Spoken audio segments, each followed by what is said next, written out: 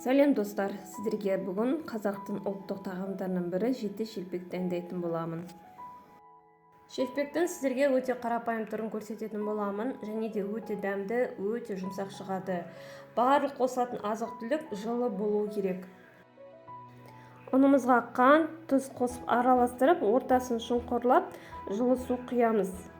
Жылы суымызға аштығымызды қосып араластырып, 10-20 минутқа бетін жауып, жылы жерге қоямыз, аштығымыз көтерілу үшін.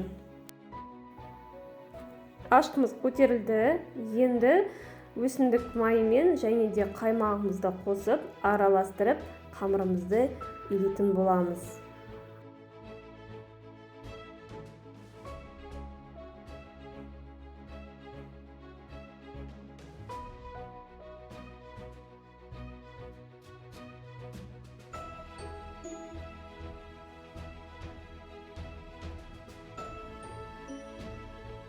Қамырымызды жылы сумен илейміз.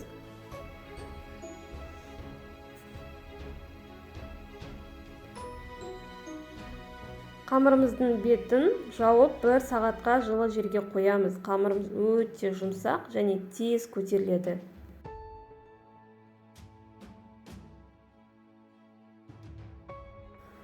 Қараңыздар, өте тамаша көтерілді. 4 есе көтерілді. Енді 7 бөлікке бөліп, қамырымызды жайып пісіретін боламыз.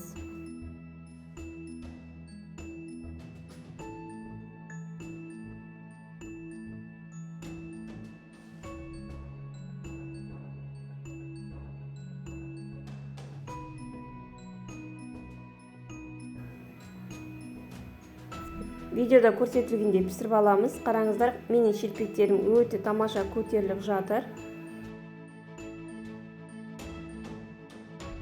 Достар, мен жеті шелпегім пісіп шықты, өте тамаша көтерілді, өте жұмсақ, өте дәмді шығады. Міндетті түрде жасап көріңіздер, ас болсын.